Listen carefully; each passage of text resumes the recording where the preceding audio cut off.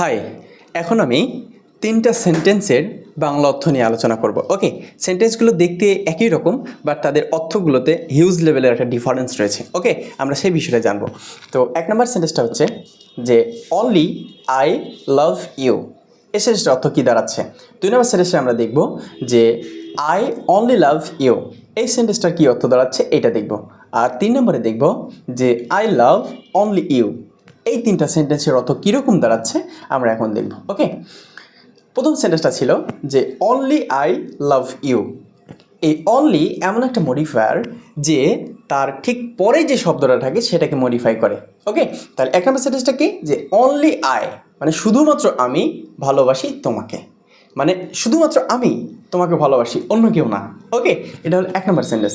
2 নম্বর সেন্টেন্সটা কী ছিল? যে আই অনলি লাভ ইউ। অনলির পরে আছে কি? লাভ, তার মানে শুধু ভালোবাসি। আমি তোমাকে শুধু ভালোবাসি, অন্য কিছু করি না। মানে কেয়ার করার বিষয়টা বা বিভিন্ন গিফট দেওয়ার বিষয়টা, ঘোরাঘুরির বিষয়টা, এগুলো কিছু করি না। জাস্ট কী করি? শুধু ভালোবাসি। ওকে, এবার 3 নম্বর সেন্টেন্সটা কী ছিল? যে আই লাভ অনলি ইউ, মানে আমি শুধু তোমাকে ভালোবাসি, অন্য কাউকে না, জাস্ট তোমাকে, অনলি ইউ, শুধু তোমাকে ভালোবাসি।